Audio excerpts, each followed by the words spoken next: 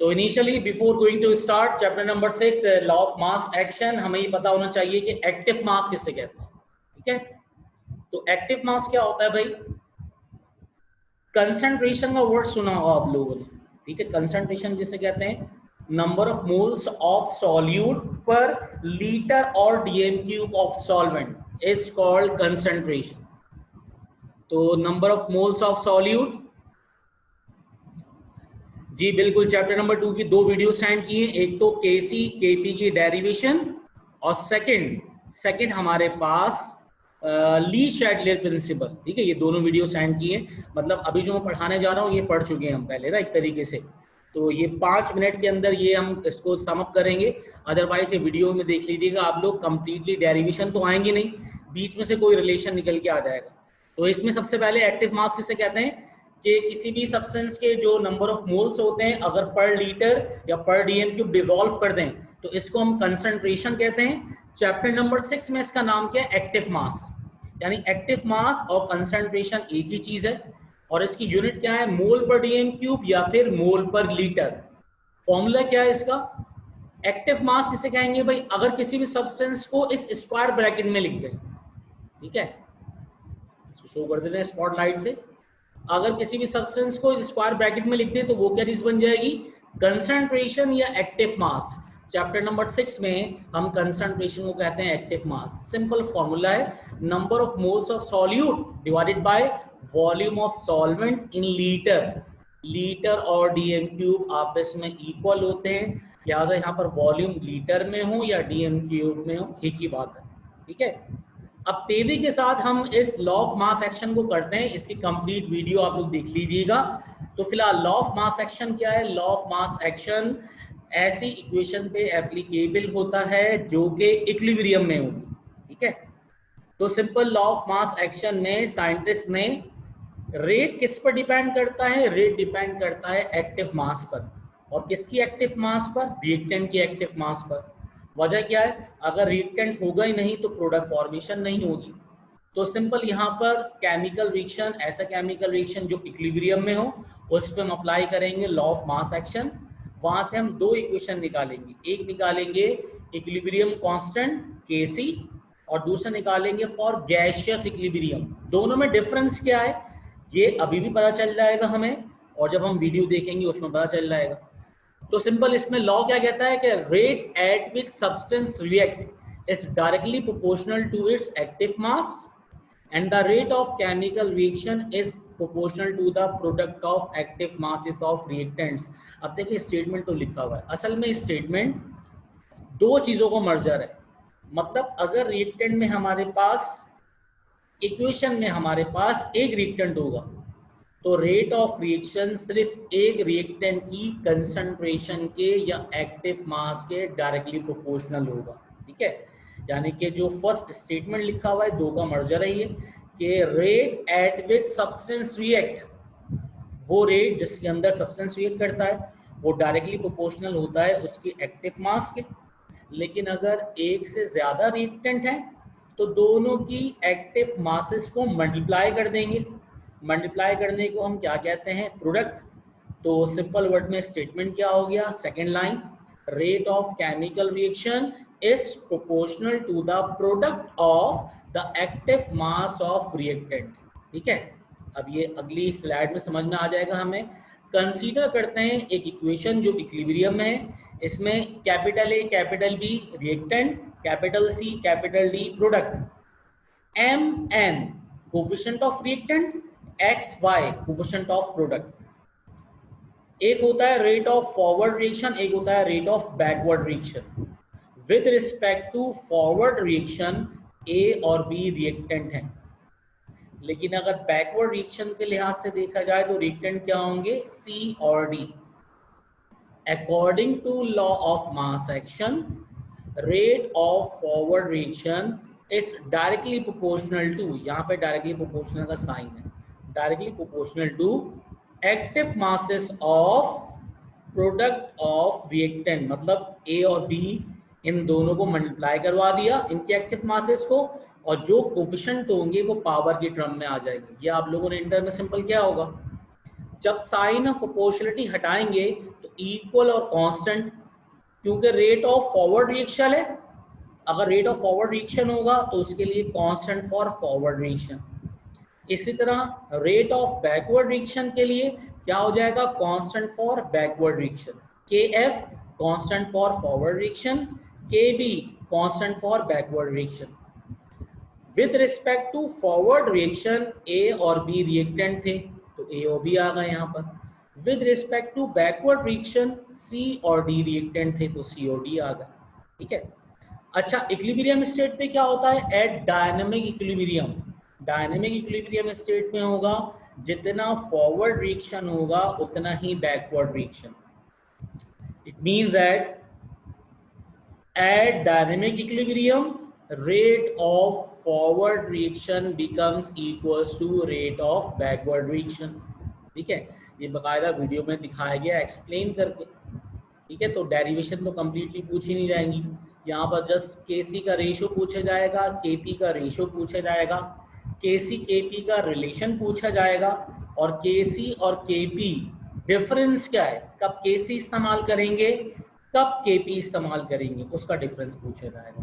तो simple, rate of forward reaction की जगह पर उसकी वैल्यू पुट डाउन कर देंगे, constant for forward reaction active masses of A और बी, और रेट ऑफ बैकवर्ड रिएक्शन की जगह पर कांस्टेंट फॉर बैकवर्ड रिएक्शन और एक्टिव मासेस ऑफ सी और डी।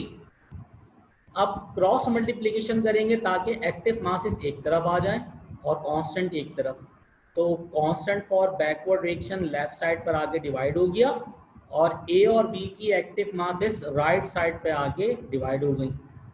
तो अब जब भी, अब हमें कांस्टेंट देखना है, देखें दो कांस्टेंट का रेशियो, अगर दो न्यूमेरिकल वैल्यूज मल्टीप्लाई हो, 2 मल्टीप्लाई बाय 3, आंसर क्या आएगा, एक न्यूमेरिकल वैल्यू 6। अगर दो न्यूमेरिकल वैल्यू मल्टीप्लाई हो या दो न्यूमेरिकल वैल्यू डिवाइड हो, आंसर आएगा एक न्यूमेरिकल वैल्यू। इसी तरह अगर दो कांस्टेंट मल्टीप्लाई हो या दो कांस्टेंट डिवाइड हो, आंसर क्या आएगा, एक कांस्टेंट। ठीक है, तो constant for forward reaction to the constant for backward reaction किसके इक्वल आ गया, के सी। इक्विलिब्रियम कांस्टेंट, यहाँ पे सी का मतलब होता है कंसंट्रेशन। ठीक है, तो के सी किसके बराबर आ गया, के सी को रिप्लेस कर दिया हमने के एफ ओवर के बी के रेशियो से। तो सी और डी असल में इक्वेशन में क्या है, प्रोडक्ट, और ए और बी इक्वेशन में क्या है, रिएक्टेंट। तो यहाँ पर दो डेफिनेशन हो गई के सी की। K C is the ratio between constant for forward reaction to the constant for backward reaction. ये एक definition with respect to constant. Second definition with respect to active masses, एक आसान सी definition, Kc is the ratio between active mass of product to the active mass of reactant। अगर एक reactant हो और एक प्रोडक्ट हो, लेकिन अगर एक से ज्यादा रिएक्टेंट हो और एक से ज्यादा प्रोडक्ट हो तो क्या होगा, Kc is the ratio between product of active masses of product to the product of active masses of reactants। तो सिंपल लास्ट लिखा हुआ है, the ratio of the active masses of the products to the active masses of reactants is called KC. ठीक है,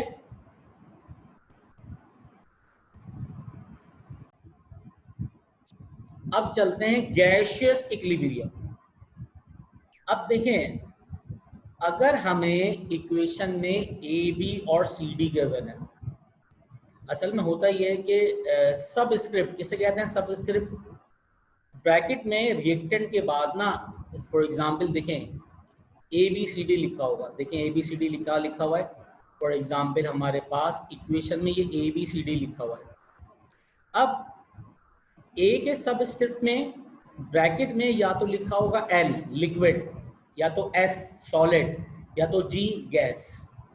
कुछ भी नहीं लिखा, इसका मतलब या तो सॉलिड है या तो लिक्विड है, ये अंडरस्टूड है। कुछ भी नहीं लिखा, इसका मतलब या तो सॉलिड है या तो लिक्विड है। सॉलिड और लिक्विड की कंसंट्रेशन होती है अपने सॉल्यूशन में, तो यहाँ पर के सी का वर्ड इस्तेमाल करता है। के का मतलब कांस्टेंट और सी का मतलब कंसंट्रेशन। कंसंट्रेशन का मतलब active mass.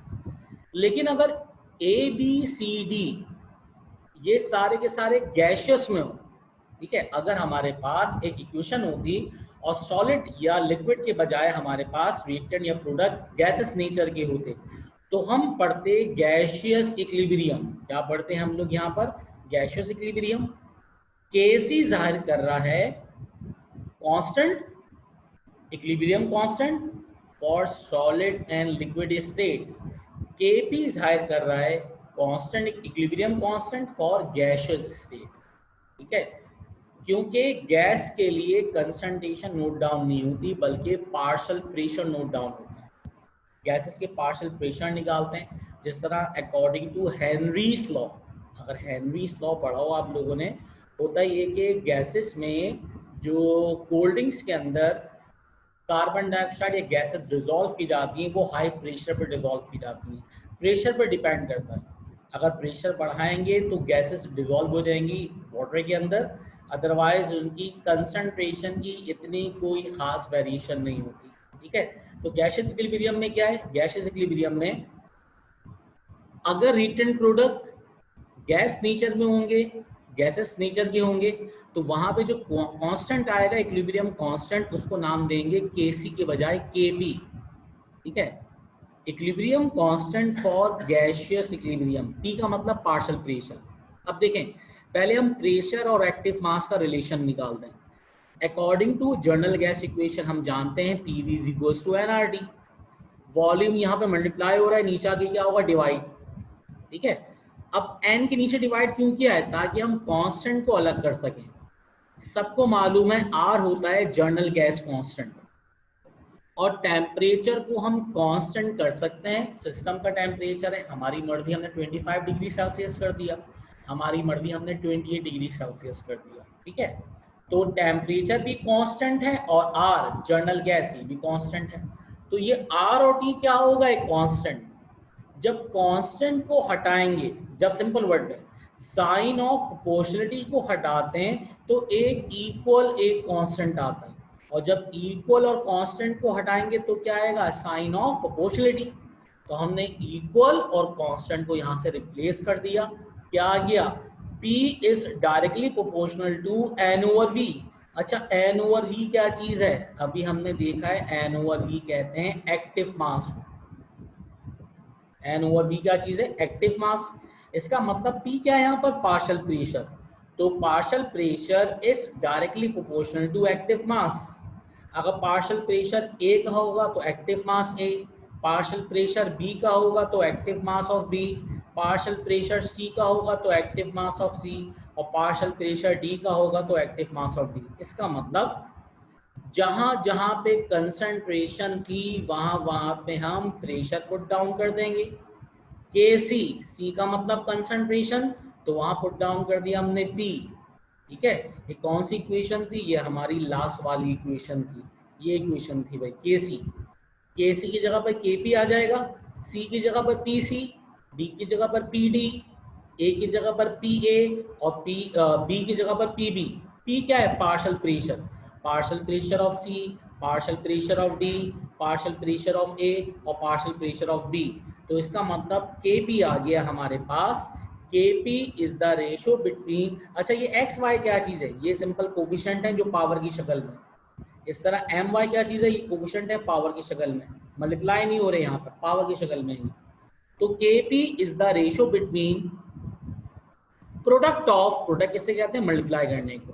Product of KC में था एक्टिव मासेस, यहाँ पे क्या होगा? Partial pressure. Product of partial pressure of products to the product of partial pressure of reactants. तो ये हो गया हमारे पास केपी।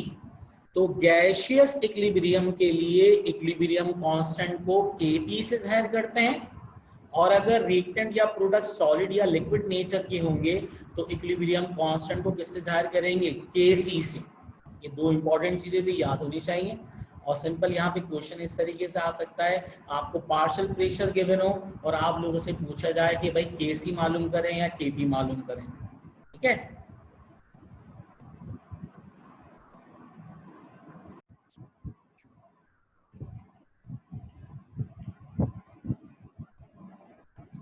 नेक्स्ट, अब nothing application of equilibrium constant. Application का मतलब होता है कि यूजेस, कहाँ पर हम ये इक्विलिब्रियम कांस्टेंट मतलब Kc या Kp इस्तेमाल करते हैं। सिंपल वर्ड में हम कौन से ऐसे केमिकल रिएक्शन हैं जहां पर हम लॉ ऑफ मास एक्शन इस्तेमाल करते हैं।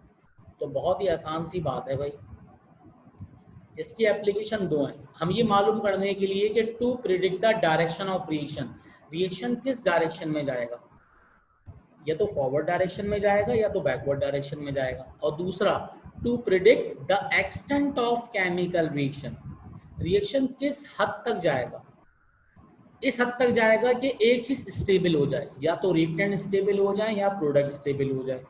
यानी कि इक्विलिब्रियम कांस्टेंट की दो एप्लीकेशन है। इसके जरिए हम ये पेशन गोई कर सकते हैं, ये मालूम कर सकते हैं कि रिएक्शन किस नेचर का है, may be forward may be backward. For example आसान तरीका ये है, अगर आपको पता चल जाए कि आप एक बिजनेस में पैसा लगा रहे हैं और उसमें नुकसान हो जाएगा, ठीक है, तो आप कभी भी पैसा नहीं लगाएंगे। इसका मतलब जितने भी आपके पास फाइनेंसर होते हैं वो क्या करते हैं, पहले बिजनेस की नौयत को देखते हैं, ठीक है, प्रोडिक्शन देखते हैं उसकी कि भाई हमें कितना परसेंट प्रॉफिट मिलेगा इसके अंदर, ठीक है, तो प्रोडिक्शन करते हैं पूरी। इसके एक रॉकेट साइंस उसकी अपनी अलग है, देखते हैं मार्केट सिनेरियो क्या चल रहा है, ठीक है, लोगों की डिमांड क्या है, तो इस लिहाज से वो उनको न्यूमेरिकल सॉल्व नहीं करना, उन्होंने बाकी तमाम थ्योरेटिकल चीज़ें देखनी है। अगर वो देखते हैं इसके अंदर भी कम से कम 10, 15, 20, 30% प्रॉफिट हो रहा है, ठीक है पैसा लगा दें, अदरवाइज वो बिजनेस स्टार्ट करने की नहीं होगी। जिस तरीके से अभी फॉर एग्जांपल कोविड की वजह से बहुत से लोगों ने देखा कि ना जो सैनिटाइज़र है उसकी बहुत मार्केट चल रही है, तो बहुत से लोगों ने बनाना स्टार्ट कर दिया, कोई लोकल बना रहे थे, ठीक है, तो वहाँ पे बहुत से लोगों ने अच्छा खासा बिजनेस किया। कितने का बनता है भाई, तकरीबन 700, 800 या 600 रुपये का बनता ही लीटर, बेच कितने का रहे हैं, 3-3 हज़ार रुपये पर लीटर। इट मीन्स दैट कि इन्होंने यहाँ पर देखा क्या, इन्होंने यहाँ देखा कि रिएक्शन फॉरवर्ड डायरेक्शन में ही जा रहा है। रिएक्शन किस डायरेक्शन में जा रहा है, फॉरवर्ड डायरेक्शन के अंदर। जब रिएक्शन फॉरवर्ड डायरेक्शन में जा रहा है, इट मीन्स दैट ये रिएक्शन हमारे लिए फेवरेबल है। फेवरेबल रिएक्शन कौन से होते हैं, जो रिएक्शन फॉरवर्ड डायरेक्शन में जाए। जो रिएक्शन बैकवर्ड डायरेक्शन में आ जाए वो रिएक्शन क्या होते हैं हमारे लिए, अनफेवरेबल या नुकसान होगा, ठीक है। अब जो रिएक्शन अनफेवरेबल होते हैं उनको फेवरेबल में कन्वर्ट करने के लिए क्या करें, इसको किसने बताया, ये बताया ली शैडलियर ने, ठीक है, उसकी वीडियो भी मैंने सेंड किया आप लोगों को। तो सिंपल वर्ड में अभी जरा ये देख लेते हैं, इसमें हमारे पास दो एप्लीकेशन है। नंबर 1 एप्लीकेशन पढ़ते हैं, to predict direction of reaction. तो पहली बात हमें ये पता होना चाहिए कि केसी किसे कहते हैं। केसी प्रोडक्ट और रिएक्टेंट की एक्टिव मासेस का रेशियो होता है, ठीक है। केसी क्या होता है, प्रोडक्ट और रिएक्टेंट की एक्टिव मासेस का क्या होता है, रेशियो होता है। लिहाजा यहाँ पे वर्ड इस्तेमाल क्या किया गया है, रेशियो का, ठीक है भाई, रेशियो को वर्ड इस्तेमाल किया गया है कि अगर रेशियो ज्यादा हो, रेशियो कम हो और रेशियो इक्वल हो। क्या मतलब जरा देखते हैं आगे। फॉर एग्जाम्पल केस 1 क्या है, केस 1 ये है, देखें एक आसान सी बात, आपको मैंने एक न्यूमेरिकल दिया कि आप लोग ना नंबर ऑफ पार्टिकल्स कैलकुलेट करें एवोगाड्रोस के। अब सबको मालूम है कि एवोगाड्रोस के एक मोल में कितने पार्टिकल होते हैं, Na 6.02 एक्सपोनेंट 23 पार्टिकल्स होते हैं। अब जो आप लोगों को क्वेश्चन दिया गया है, इसके आप लोग नंबर ऑफ पार्टिकल कैलकुलेट करेंगे। मैंने स्टैंडर्ड बता दिया आप लोगों को, 6.02 एक्सपोनेंट 23 है। अब इसके 3 आंसर आ सकते हैं, या तो किसी स्टूडेंट का एग्जैक्टली आंसर क्या आ जाए, 6.02 एक्सपोनेंट 23, हो सकता है किसी का 6.02 एक्सपोनेंट 24 आ जाए, ज्यादा आ जाए, हो सकता है किसी का कम आ जाए। इन 3 आंसर के अलावा चौथा आंसर नहीं हो सकता।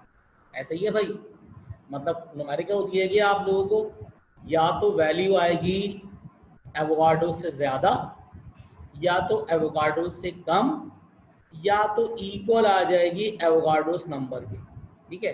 यानी कि 3 केसेस हैं, या तो ये रेशियो ज्यादा हो जाएगा प्रोडक्ट और रिएक्टेंट के एक्टिव मास से, और रेशियो किसे कह रहे हैं हम, केसी को। मतलब जरा गौर से सुनिएगा, KC is the ratio between active mass of product to the active mass of reactant. Ratio या तो प्रोडक्ट रिएक्टेंट से ज्यादा होगा, रेशो या तो कम होगा, रेशो या तो इक्वल होगा। इसका मतलब अगर हमें ये मालूम करना है कि डायरेक्शन क्या होगी, क्या मालूम करना है हमें, डायरेक्शन क्या होगी। अब इसमें न्यूमेरिकल गिवन होता है, एक केसी हमें गिवन होगा, जो गिवन होगा वो होता है स्टैंडर्ड, जो गिवन होगा वो होता है स्टैंडर्ड या एक्चुअल, ठीक है।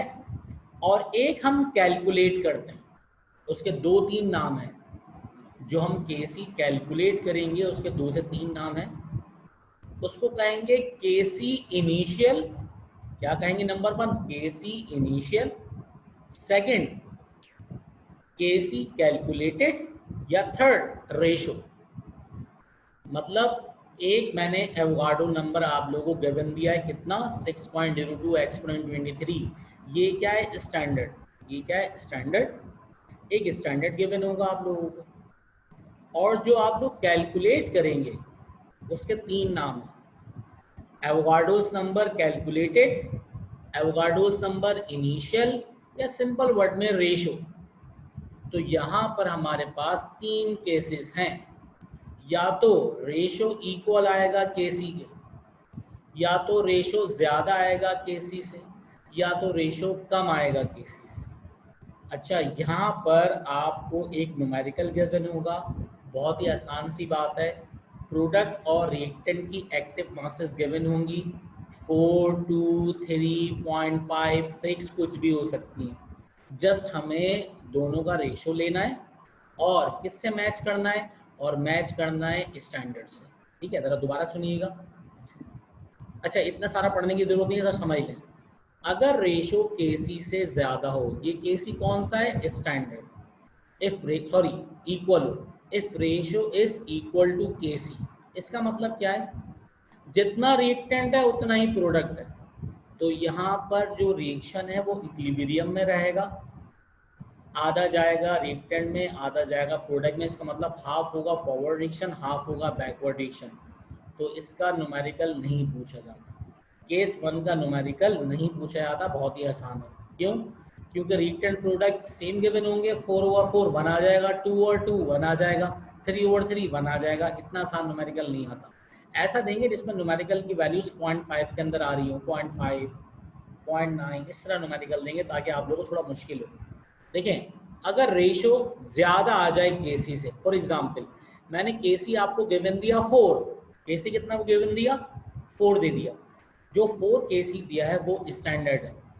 और आप लोगों को बोला कि फॉरवर्ड रिएक्शन के लिए सॉरी रेशो निकालना है, प्रोडक्ट कितना है 10, रिएक्टेंट कितना है 2, तो 10 डिवाइड बाई 2 कितना आ गया, 10 डिवाइड बाई 2 आ गया 5। प्रोडक्ट कितना है 10 और रिएक्टेंट कितना है 2, कितना आ गया, यूं कर दिया आप लोगों ने 5 आ गया। अब रेशो जो आप लोग निकाल रहे हैं उसका नाम क्या है, रेशो। वो कितना निकाला 5। 5 क्या 4 से बड़ा है, बिल्कुल 5 4 से बड़ा है। 5 क्या बड़ा है, 5 बड़ा है 4 से। जब 5 बड़ा है 4 से तो रेशो ज्यादा कब आता है, रेशो जब ज्यादा आता है जब प्रोडक्ट ज्यादा हो। और जब प्रोडक्ट ज्यादा होगा तो रिएक्शन कहाँ जाएगा, बैकवर्ड डायरेक्शन में। याद रखिएगा, अगर रेशो ज्यादा होगा तो प्रोडक्ट ज्यादा होगा, रेशो कम होगा तो प्रोडक्ट कम। रेशो अगर ज्यादा है प्रोडक्ट ज्यादा, reaction move towards backward direction. और रेशो अगर कम है, रेशो अगर कम है स्टैंडर्ड से, ठीक है, तो प्रोडक्ट कम है। जब प्रोडक्ट कम है तो कौन ज्यादा हो गया, रिएक्टेंट। हमेशा रिएक्शन मूव करता है ज्यादा से कम की तरफ। तो तीन चीजें याद कर लें, अगर रेशो केसी के इक्वल है, reaction is in equilibrium, reaction पहले से इक्विलिब्रियम में है। अगर रेशो ज्यादा है गिवन केसी स्टैंडर्ड से, तो प्रोडक्ट ज्यादा है, प्रोडक्ट ज्यादा है बैकवर्ड रिएक्शन। रेशो अगर कम है तो प्रोडक्ट कम है, रेशो और प्रोडक्ट का डायरेक्ट रिलेशन है। रेशो कम प्रोडक्ट कम, प्रोडक्ट कम है तो ज्यादा कौन हो गया, रिएक्टेंट। तो रिएक्टेंट कहाँ चला गया, प्रोडक्ट साइड पर फॉरवर्ड रिएक्शन। रेशो कम है फॉरवर्ड रिएक्शन, रेशो ज्यादा है बैकवर्ड रिएक्शन, रेशो इक्वल है इक्विलिब्रियम, ठीक है। तो यहाँ तो एप्लीकेशन नंबर 1 कंप्लीट कर ली, application of equilibrium constant to predict direction of reaction. Direction में बी फॉरवर्ड में बी बैकवर्ड, इक्विलिब्रियम वाला न्यूमेरिकल नहीं आएगा। ठीक है, नेक्स्ट सेकंड इसका एक्सटेंट ऑफ रिएक्शन। एक्सटेंट किसे कहते हैं? एक्सटेंट कहते हैं हद को। ठीक है, मतलब रिएक्शन किस हद तक जाएगा? रिएक्शन इस हद तक जाएगा कि कोई एक चीज स्टेबल हो जाए, या तो रिएक्टेंट स्टेबल हो जाए या तो प्रोडक्ट स्टेबल हो जाए। हम ये सिर्फ बताते हैं कि एक्सटेंट में डायरेक्शन में बताएंगे रिएक्शन किस डायरेक्शन में जाएगा, और एक्सटेंट में ये बताएंगे कि कौन सी चीज स्टेबल है और कौन सी चीज अनस्टेबल है। अच्छा, ये स्टार्ट करने से पहले आसान सी बात, दो मार्ट है, दो क्या है? मार्ट है। फॉर एग्जांपल हमारे पास एक मेट्रो है और दूसरा हमने लिया इम्तियाज। ठीक है, साउंड ऑफ करना पड़ेगा आप लोगों का।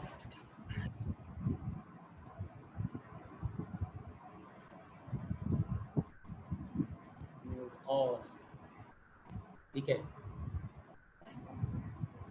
अच्छा टाइम 4 मिनट है, 4 मिनट के बाद हम दोबारा इस पे ना कनेक्ट हो जाएंगे। तो दो मार्ट हैं, इम्तियाज और ना मेट्रो। जहां पे रश ज्यादा होगा, जहां पे रश ज्यादा होगा वहां पे जो कस्टमर होगा वो स्टेबिलिटी फील कर रहा होगा। किस लिहाज से स्टेबिलिटी?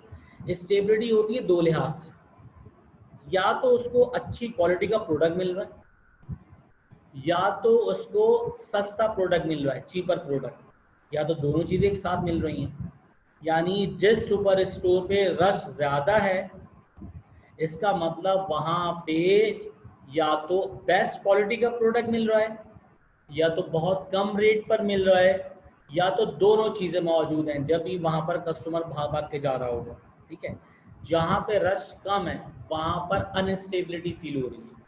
रश कम है इसका मतलब कि वहां पे चीजें महंगी हैं या अच्छी क्वालिटी की नहीं है। ठीक है, मजबूरी है तो वहां से करीब से ले रहे हैं रश ज्यादा होने की वजह से, अदरवाइज कहीं और से लोगे। तो इसी तरह होता ये कि जो चीज़ ज़्यादा होती है वो स्टेबल है। याद रखिएगा, जो चीज़ ज़्यादा है वो स्टेबल। प्रोडक्ट ज़्यादा है तो प्रोडक्ट स्टेबल, तो रिएक्टेंट खुद ब खुद अनस्टेबल हो गया। रिएक्टेंट ज़्यादा है तो रिएक्टेंट स्टेबल, प्रोडक्ट खुद ब खुद अनस्टेबल हो गया। यहाँ पर हमें केसी की वैल्यूज गिवन होती है, याद रखिएगा। ऐसे केमिकल रिएक्शन होते हैं जिसमें केसी की वैल्यू बहुत लार्जर होती है। बहुत लार्जर का मतलब ये हो गया कि एक्सपोनेंट 10, एक्सपोनेंट 20, एक्सपोनेंट 30, एक्सपोनेंट 55, केसी की वैल्यू 55 लार्जर है बहुत ज्यादा। केसी की वैल्यू -10, -11, -15, -20 बहुत कम है। तो ये केसी की वैल्यू बहुत कम है, ये केसी की वैल्यू बहुत ज्यादा है। रिएक्शन कुछ भी हो, रिएक्शन से हमें सरोकार नहीं है। O3 ओजोन है और O2 ऑक्सीजन है। HF हाइड्रोफ्लोरिक एसिड है, H2 hydrogen, F2 fluorine. Reactant कुछ भी लिखा हो, ABCD लिखा हुआ हो, ऑक्सीजन लिखा हो, फ्लोरीन लिखा हो, हमें कोई सरोकार नहीं है। हम सिर्फ ये बताएंगे कौन सी चीज स्टेबल है। अब जरा और से देखिएगा, Kc की वैल्यू ज्यादा। अच्छा, Kc किसके डायरेक्टली प्रोपोर्शनल है? याद रखिएगा, Kc is directly proportional to product.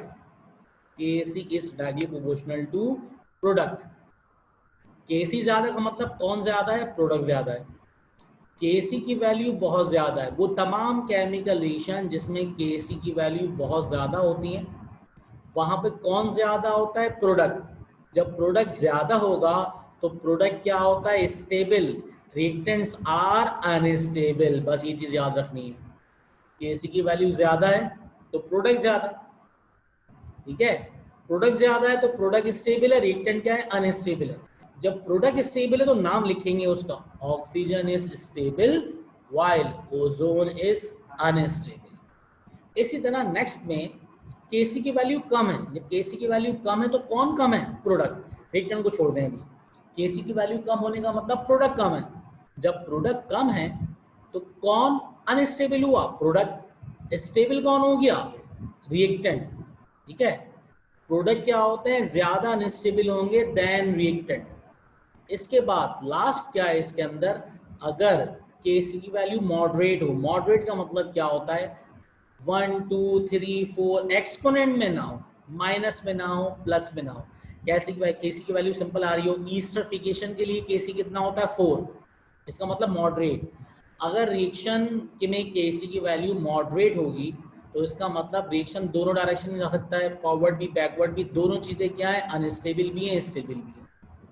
ठीक है, तो लेस देन 1 मिनट रह गया है। यहाँ तक अगर किसी का कोई सवाल है तो वो दोबारा जब जूम में मीटिंग कनेक्ट होगी तो पढ़ लीजिएगा, अदरवाइज हमने एप्लीकेशन पढ़ ली है। ठीक है, इक्विलिब्रियम कांस्टेंट की, तो मेरे ख्याल में यहाँ 10 सेकंड रह गए, तो 10 सेकंड के बाद दोबारा कनेक्ट हो जाइएगा आप लोग। नमाज break, then we are going to start Kc Kp relation या comparison between Kc and Kp। Kc Kp का relation या comparison के लिए एक शॉर्टकट ट्रिक है, बहुत ही आसान सी। लेकिन अगर हम देखें विद रिस्पेक्ट टू कोर्स तो हमारे पास ये इक्वेशन गिवन होगी या इक्वेशन हमें याद होनी चाहिए। ये जो इक्वेशन है Kc will be equals to Kp multiply by RT की power a plus b minus c plus d. a plus b क्या है, summation of coefficient of reactant, और c प्लस डी क्या है, summation of coefficient of product.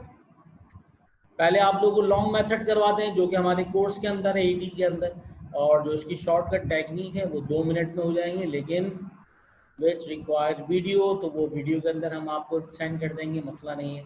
मतलब अभी अगर हम देखें इसके अंदर 2 टॉपिक बचे हैं हमारे पास, 3 टॉपिक बल्कि, Kc Kp का रिलेशन, Ksp, और आखिरी बात कॉमन आयन इफेक्ट। ये 3 टॉपिक बचे हैं। ली शैडलियर प्रिंसिपल की कंप्लीटली वीडियो बना के मैंने सेंड कर दी है।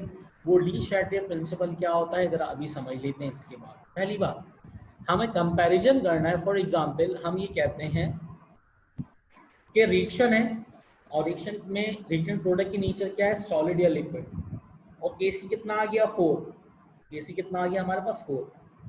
अगर हम ये फर्ज करें कि इस रिएक्शन के रिएक्टेंट प्रोडक्ट गैस नेचर के होते तो इसका Kp होता, तो वो Kp Kc से ज्यादा आता, या तो Kc Kp के इक्वल आता, या तो Kc Kp के स्मॉलर होता।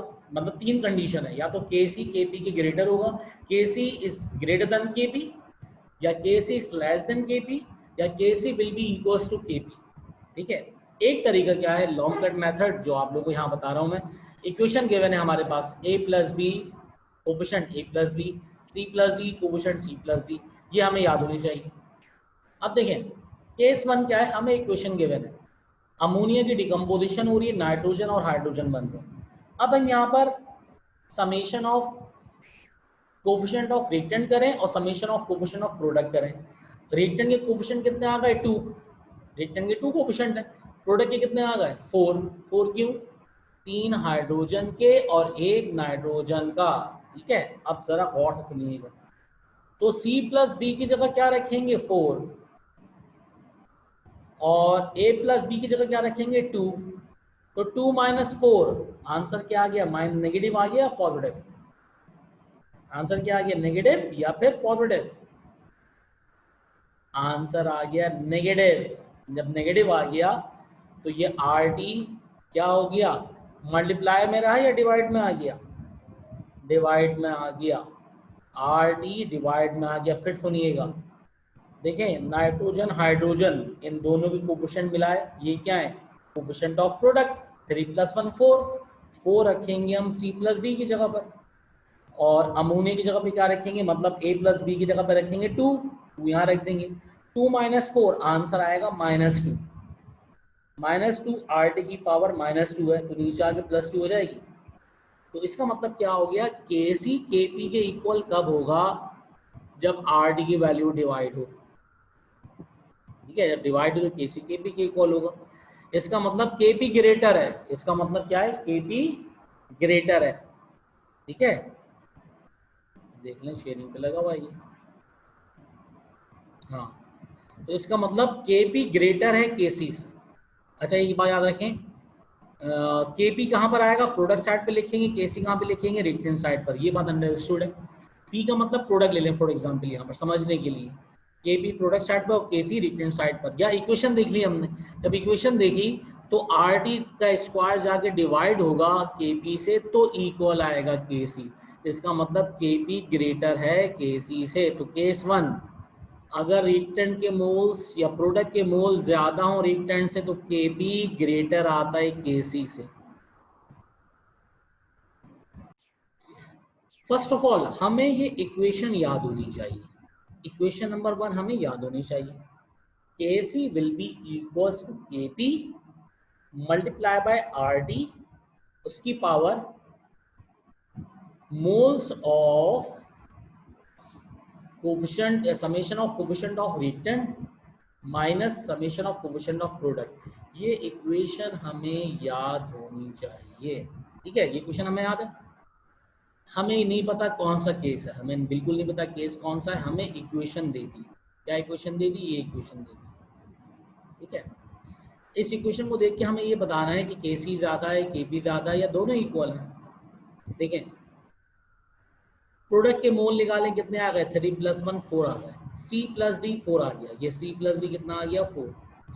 और A + B कितना आ गया? 2।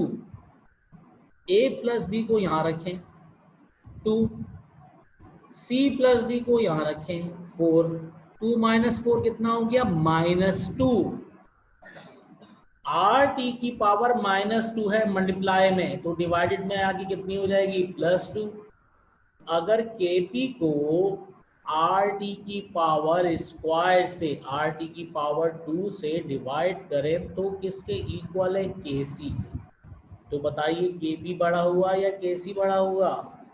KP बड़ा हुआ। KP को अगर RT की पावर 2 से डिवाइड करेंगे तो इक्वल है KC। तो ऐसी तमाम केमिकल इक्वेशन जिसमें प्रोडक्ट के मोल ज्यादा होते हैं, सिंपल वर्ड में प्रोडक्ट के मोल ज्यादा होते हैं, केपी ज्यादा होता है। अब इससे अंदाजा लगा लें, ऐसे तमाम केमिकल इक्वेशन जिसमें प्रोडक्ट के मोल कम होंगे वहां पे केपी कम होगा। और तीसरी बात, जहां पे प्रोडक्ट और रिएक्टेंट के मोल इक्वल होंगे वहां पे दोनों क्या होंगे? Equal.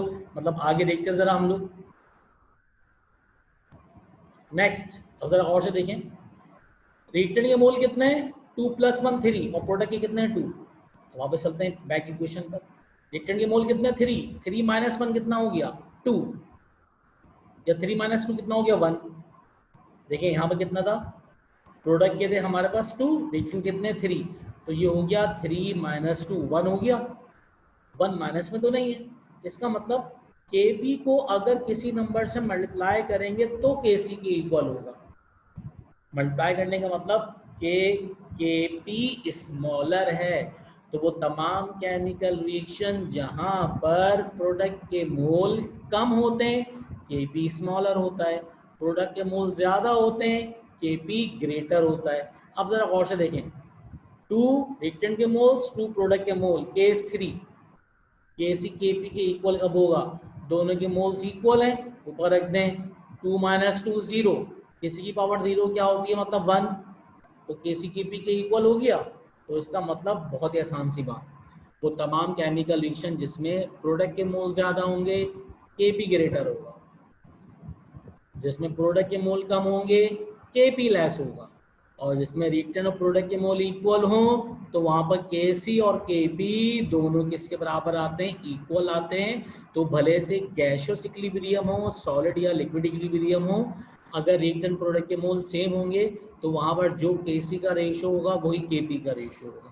Clear? Now we are going to move towards Le Chatelier principle. कहाँ मूव कर रहे हैं? ली-शैटलियर प्रिंसिपल। ली-शैटलियर प्रिंसिपल असल में है क्या? Le Chatelier principle factors affecting rate of reaction है, ठीक है। Le Chatelier principle factors affecting rate of reaction है। क्या मतलब? देखिए फॉर एग्जांपल, वो तमाम केमिकल रिएक्शन जिनकी नेचर ही फॉरवर्ड होती है, वो तमाम केमिकल रिएक्शन जिनकी नेचर कैसी होती है? फॉरवर्ड, वो हमारे लिए फायदेमंद है, वो हमारे लिए फेवरेबल है, उनको हम बिला वजह बैकवर्ड नहीं कर पाएंगे। लेकिन जो रिएक्शन बैकवर्ड नेचर के हैं, करवाने उठाए ना भाई। अगर कोई ये बोले सर बैकवर्ड रिएक्शन का नेचर, बैकवर्ड रिएक्शन की नेचर है इस रिएक्शन की बैकवर्ड नेचर है तो हम क्यों करवाएं? बहुत ही आसान एग्जाम्पल भाई, बच्चे हर माँ बाप के बच्चे होंगे, ठीक है भाई, लेकिन सारे के सारे बच्चे डॉक्टर नहीं है, सारे के सारे बच्चे इंजीनियर नहीं है, ऐसा ही हर एक का ज़हन अलग होता है। एक बच्चा है वो खेलता भी है, पढ़ता भी है, तमाम एक्टिविटीज़ में हिस्सा भी लेता है और अच्छे ग्रेड भी लेके आता है, और उसका रिएक्शन हमेशा फॉरवर्ड नेचर का हुआ है, उसका कभी रिएक्शन बैकवर्ड नेचर का हुआ ही नहीं, उसने कोई क्लास रिपीट ही नहीं की, ठीक है, और उसका अच्छा ग्रेड आ रहा है, तो उसको तंग करने की ज़रूरत नहीं है। उसका रिएक्शन हमेशा कैसा है? फॉरवर्ड रिएक्शन का है। अगर उसके इक्विलिब्रियम को डिस्टर्ब किया तो बैकवर्ड हो जाएगा, लिहाजा उसके इक्विलिब्रियम को डिस्टर्ब करने की जरूरत नहीं है, वो फेवरेबल कंडीशन पर है। लेकिन ऐसे स्टूडेंट या ऐसे बच्चे जो कि बैकवर्डेशन की तरफ चले जाते हैं, समझ रहे हैं ना आप लोग, ऐसे स्टूडेंट जो कि बैकवर्डेशन पे आ जाते हैं, क्लास 9 पढ़ी, कोई पेपर हो गया, कुछ लोग इम्प्रूवमेंट की तरफ चले गए, बैकवर्डेशन। तो जिनके बैकवर्ड डिक्शन है, क्या मतलब पढ़ना छोड़ दें? जी नहीं, फिर उनके लिए कोई ना कोई इंस्ट्रक्टर हायर किया जाएगा, कोई ना कोई कंसल्टेंट हायर किया जाएगा कि भाई ऐसा क्या करें कि रिएक्शन फॉरवर्ड नेचर में तब्दील हो जाए। भले से पैसे जितने ले लें, हमसे कोई मसला नहीं, लेकिन रिएक्शन की नेचर कैसे हो जाए? फॉरवर्ड। तो कुछ बच्चे होते हैं वो बात समझ जाते हैं, कुछ बच्चों के लिए चाहिए होता है मौला बख्श। मौला बख्श किससे कहते हैं भाई? मौला बख्श कहते हैं हम, घर वाले डंडा तैयार करते हैं, भाई ये पढ़ने की लातों के भूत है, बातों से नहीं मानेगी। इसका मतलब ली शैडलर प्रिंसिपल क्या है? ली शैडलर प्रिंसिपल है मौला बख्श। ली शैडलर प्रिंसिपल है वो कंसल्टेंट जो बैकवर्ड रिएक्शन को फॉरवर्ड नेचर में तब्दील करेगा, ठीक है। एक कंडीशन बताएगा कि अगर बैकवर्ड रिएक्शन का नेचर है तो उसको फॉरवर्ड रिएक्शन में तब्दील किस तरीके से करें, ठीक है भाई। तो वो क्या ऑप्टिमम कंडीशन रखें जिससे सिर्फ रिएक्शन फॉरवर्ड हासिल हो। पहले जरा देखते हैं ली शैडलर प्रिंसिपल का स्टेटमेंट। देखिए इक्विलिब्रियम में ये दो बंदे हैं, बहुत सुकून से सीसॉ पे खेल रहे हैं, दो बच्चे, दो स्टूडेंट हैं या दो बच्चे हैं यहाँ पर, ये सीसॉ पे खेल रहे हैं और इक्विलिब्रियम में एक दूसरे को झूला झुला रहे हैं।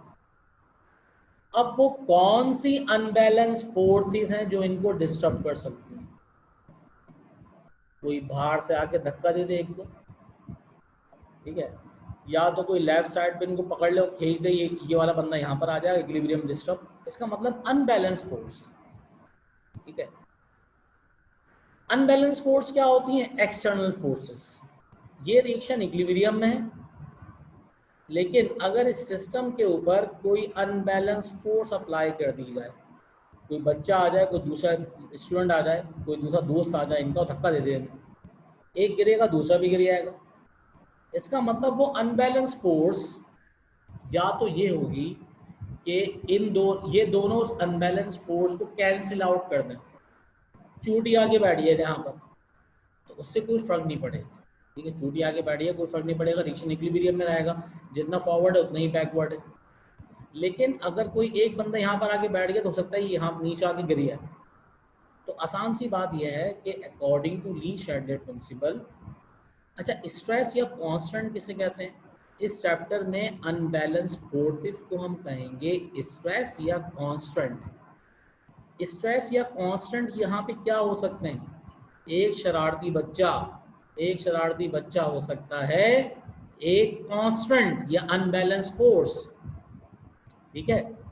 लेकिन रिएक्शन में कांस्टेंट क्या हो सकते हैं? चार कांस्टेंट हो सकते हैं, कंसंट्रेशन, टेम्परेचर, प्रेशर या कैटलिस्ट, ठीक है। मैं सिर्फ स्टेटमेंट बता के हट जाऊंगा, इसका स्टेटमेंट पढ़ेंगे हम लोग। स्टेटमेंट के बाद इसकी दो एप्लीकेशंस हैं, हैबर-बॉश प्रोसेस और कॉन्टैक्ट प्रोसेस। उसकी बकायदा पूरे आधे घंटे की वीडियो है, वो आज आप लोग लाजमी देखिएगा, ठीक है। तो इसके बाद हम लोग पढ़ेंगे केएसटी, सॉल्युबिलिटी प्रोडक्ट, और फिर पढ़ेंगे कॉमन आयन इफेक्ट। आज चैप्टर कंप्लीट करेंगे फिलहाल। अच्छा ये क्या कह रहे हैं? If a stress or constant is applied to a equilibrium system, the equilibrium will shift in such a direction so that the effect of stress is cancelled or minimized. Simple सी बात है, आप दरवाजे के बीच में खड़े हुए और आपकी बहन या भाई भागते आते हैं, आपसे टकराते हैं, आप इक्विलिब्रियम में हैं, तो आपका इक्विलिब्रियम शिफ्ट हो जाएगा उस डायरेक्शन में जहां से धक्का दिया गया, या तो आप गिर के दूसरी जगह पर इक्विलिब्रियम हासिल करेंगे, या आप संभल जाएंगे और उनके इफेक्ट को मिनिमाइज करेंगे।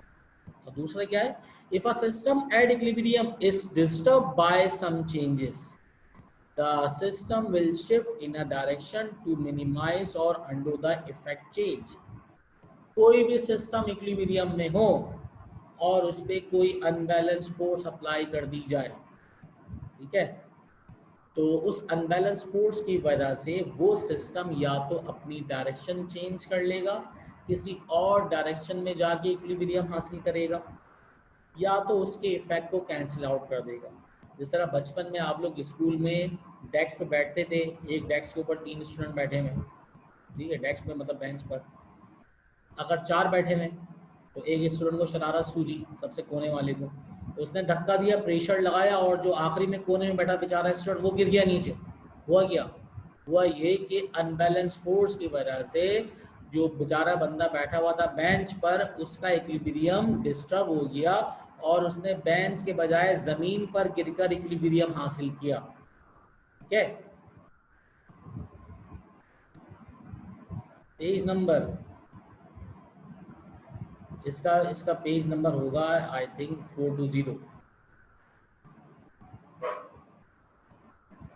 Chapter number 6। अभी बता दें, इसका पेज नंबर याद नहीं आ रहा फिलहाल मुझे, तो चैप्टर नंबर 6 के अंदर कहीं ना कहीं पर लिखा होगा ये। आप लोग सब लोग बुक सामने रखी हुई है आप लोगों ने, ठीक है, अगर बुक सामने रखी हुई है तो आप लोग देख लीजिए, पेज नंबर 170 के ऊपर कहीं ना कहीं है ये, ठीक है, पेज नंबर 176 के ऊपर है, पेज नंबर 176, दूसरा बासित, पेज 176 पर है ये। तो मैं सिर्फ आप लोगों को स्टेटमेंट समझा दूंगा, वीडियो देख लेंगे, कंप्लीटली समझ आ जाएगा आप लोगों को, ठीक है। तो सिंपल ये कह रहे हैं कि अगर किसी भी सिस्टम जो कि इक्विलिब्रियम में हो उस पर स्ट्रेस या कांस्टेंट अप्लाई किया जाए तो उसका इक्विलिब्रियम शिफ्ट हो जाता है उस डायरेक्शन में, जिस डायरेक्शन से, उस डायरेक्शन के अपोजिट जिस डायरेक्शन पर फोर्स अप्लाई की गई थी, या तो उसका इफेक्ट कैंसिल आउट भी हो सकता है। ठीक है, इसको किसने डिस्कस किया, ली शैडलियर प्रिंसिपल, ली शैडलियर नामी साइंटिस्ट। ठीक है, तो स्टेटमेंट में कोई मसला किसी को,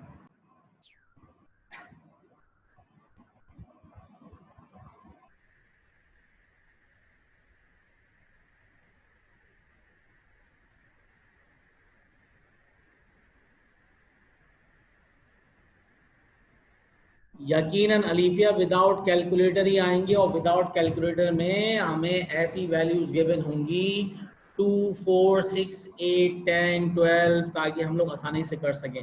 अगर 99 लिखा हो तो हम 100 उसको खुद कन्वर्ट कर लें। ठीक है, तो यकीनन इस टाइप के न्यूमेरिकल्स आएंगे, हम करते हैं। जरा आगे टॉपिक लेके चलते हैं इसको। देखिए, effect of concentration, effect of pressure, effect of temperature, effect of catalyst, ये तमाम चीज़ें वीडियो में डिफाइन कर दी हैं। ठीक है, तमाम चीज़ें हमने वीडियो में डिफाइन कर दी हैं।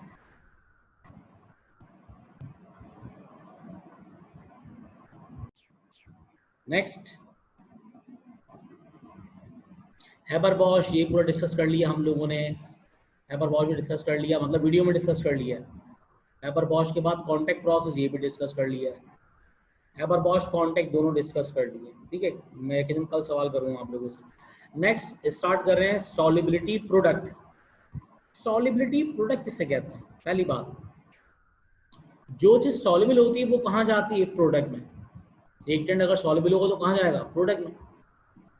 तो सॉल्युबिलिटी का प्रोडक्ट, फॉर एग्जाम्पल हमने पानी में नमक डाल दिया NaCl, तो वो सॉल्युबल है, किससे पता चलेगा? अगर वो आयंस में ब्रेक हो जाए, अपने पॉजिटिव नेगेटिव आयन में ब्रेक होगा, उसका प्रोडक्ट ले लें, वो कहलाएगा सॉल्युबिलिटी प्रोडक्ट। बड़ी आसान सी बात है।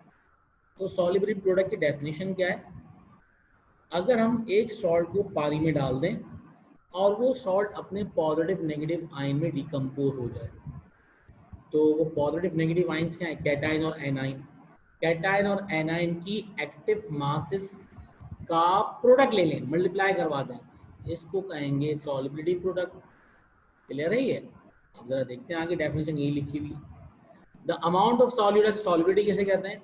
जितना अमाउंट ऑफ सॉल्यूट डिसॉल्व होता है पर DM cube of solution to make saturated solution at particular temperature. हमारे पास हमारी मर्जी 1 डीएम क्यूब बनाए, 1 लीटर बनाए, 100 सीएम क्यूब बनाए, 100 ग्राम बनाए, एक पर्टिकुलर हमने क्या ले लिया भाई, सॉल्वेंट, और टेम्परेचर हमने फिक्स रखा हुआ है, फिक्स कांस्टेंट पर्टिकुलर टेम्परेचर नहीं बढ़ाएंगे, नॉर्मल रूम टेम्परेचर पर उसमें सॉल्यूट डालना स्टार्ट किया। सॉल्यूट एक टाइम आएगा कि मजीद सॉल्यूट डिवॉल्व नहीं होगा बल्कि उसके बॉटम में बैठना स्टार्ट कर देगा। इसका मतलब सॉल्यूशन कैसा बन गया है, saturated. The amount of solute required to saturate 100 gram और 1 डीएम क्यूब और 1 litre of solvent is called solubility of solute. Solute की सॉल्युबिलिटी होती है, सॉल्वेंट की सॉल्युबिलिटी नहीं होती। ठीक है, जो डिवॉल्व होता है उसकी सॉल्युबिलिटी होती है। अब सॉल्युबिलिटी प्रोडक्ट किसे कहते हैं? फॉर एग्जांपल हमारे पास बहुत सारे सॉल्ट है, silver chloride, silver sulphide, sodium chloride. जब उसको डालेंगे पानी के अंदर, पानी में डाल दिया, पानी में डालने के बाद वो अपने आयन से ब्रेक हो गया, silver ion, sulphide ion, silver ion, chloride ion. अच्छा, कुछ होते हैं स्पेरिंगली सॉल्युबल सॉल्ट, कुछ होते हैं completely soluble salt. NaCl, NaCl क्या है? Completely soluble salt. NaCl का रिएक्टेंट नहीं बचता। चूने का पानी, कैल्शियम हाइड्रोक्साइड पानी में डालें तो वो इनकम्प्लीट सॉल्युबल है, पार्शली सॉल्युबल है, स्पेरिंगली सॉल्युबल है। मतलब पहले हमें स्पेरिंगली सॉल्युबल सॉल्ट का मतलब पता होना चाहिए। ऐसा सॉल्ट जो कि पार्शली या इनकम्प्लीट सॉल्युबल हो अपने सॉल्वेंट के अंदर, ये कहलाता है sparingly soluble salt. The salt which is incompletely soluble or partially soluble in its solvent is called sparingly soluble salt। बहुत सारे बुक में लिखे हुए हमारे पास, अगर बुक देखें आप लोग तो बुक के अंदर पेज नंबर तकरीबन 187 के ऊपर ना बहुत सारे ना सॉल्ट लिखे हुए हैं और उनका सॉल्युबिलिटी प्रोडक्ट गिवन है। तो हमें वो सॉल्युबिलिटी प्रोडक्ट याद नहीं करना है, हमें वो सॉल्युबिलिटी प्रोडक्ट याद करने की जरूरत नहीं कि इतने आप लोग चीज़ें नहीं कि वो याद कर लें। इसी तरह पेज नंबर 183 पे लिखा हुआ है बहुत सारे सॉल्ट के, lead chloride, lead sulphide, silver chloride, silver sulphide, इन सबके सॉल्युबिलिटी प्रोडक्ट गिवन होंगे। जिस तरह हमें एटॉमिक मासेस गिवन होते हैं, इनके सॉल्युबिलिटी प्रोडक्ट गिवन होंगे पेज नंबर 185 के ऊपर। तो याद करने की नहीं होगी। बताने का मतलब सिंपल ये था, ऐसे सॉल्ट जिनमें इक्विलिब्रियम रिएक्शन आ जाए वो होते हैं स्पेरिंगली सॉल्युबल सॉल्ट। ऐसे सॉल्ट जिसमें इक्विलिब्रियम रिएक्शन ना है, सिर्फ फॉरवर्ड रिएक्शन आए, वो होते हैं कंप्लीटली सॉल्युबल सॉल्ट। तो सॉल्युबल प्रोडक्ट किसे कहते हैं? The product of concentration of ions of sparingly soluble salt in a saturated solution. किसी भी सैचुरेटेड सॉल्यूशन में अगर हमारे पास स्पेरिंगली सॉल्युबल सॉल्ट है और उसके ions, that is positive negative ions मौजूद हैं, उनका प्रोडक्ट ले लें, इसको हम कहेंगे सॉल्युबिलिटी प्रोडक्ट। ठीक है, सॉल्युबिलिटी प्रोडक्ट की डेफिनेशन समझ में आती है भाई? सवाल क्लियर है? सवाल समझ में आया आप लोगों के? NaCl की एक्टिव मास 2 मोलर है। The active mass of NaCl is 2 molar. Find out it's Ksp, solubility product, जल्दी बताइए। दो नंबर किसी का कोई आंसर नहीं है?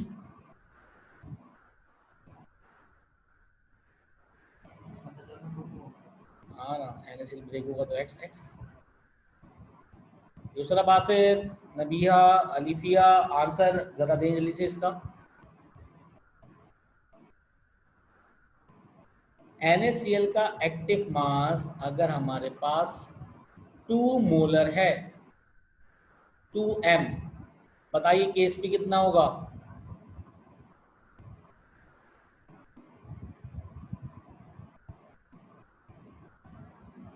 भाई नो लिख दें, नहीं आता तो कोई मसला नहीं है।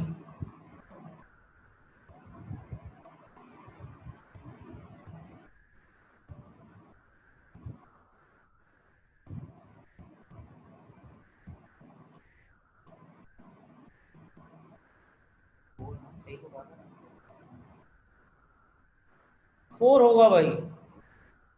फोर किस तरीके से होगा, जब NaCl का एक्टिव मास 2 है तो ब्रेक क्या होगा, वो Na positive plus Cl negative. तो जितना एक्टिव मास NaCl का उतना एक्टिव मास सोडियम का होगा, जितना एक्टिव मास NaCl का उतना एक्टिव मास क्लोरीन का होगा। 2 × 2 4, खत्म, सिंपल सी बात। चलिए न्यूमेरिकल की जब मैं वीडियो बना के डालूंगा तो और समझ में आ जाएगा इसके अंदर आप लोगों को। नेक्स्ट हम लोग चलते हैं आगे, 1 मिनट रह गया है, 1 मिनट रह गया, दोबारा इसको पढ़ते हैं आगे। अच्छा, applications of solubility product. Application बहुत ही आसान सी है। जिस तरह एप्लीकेशन ऑफ केसी था डायरेक्शन मालूम करने के लिए, तो एप्लीकेशन ऑफ केस भी क्या मालूम करने के लिए इस्तेमाल करते हैं हम, कि सॉल्यूशन में पीपीटी बनेगी कि नहीं बनेगी, या सॉल्यूशन की नेचर क्या होगी। दो चीजें बताते हैं इसके अंदर। लेस देन 1 मिनट रह गया है, फौरन ज्वाइन कर लीजिएगा आप लोग। 2 टॉपिक रह गए, खत्म करते हैं इसको। अलीफा कह रही है अब कल, वाह भाई वाह, 7 बज गए। चलिए फिर ऐसा करते हैं, इसको कल पे रखते हैं। आप लोग ना सारी वीडियोस देख लें, और कल हम ना 2 टॉपिक रह गए इसके, सॉलिबिलिटी प्रोडक्ट की एप्लीकेशन, और सेकंड हमारे पास क्या है, कॉमन आयन इफेक्ट। ठीक है, ये 2 टॉपिक कर लेंगे कल, तकरीबन शुरू के 10-15 मिनट में ही चैप्टर एंड हो जाएगा। ठीक है।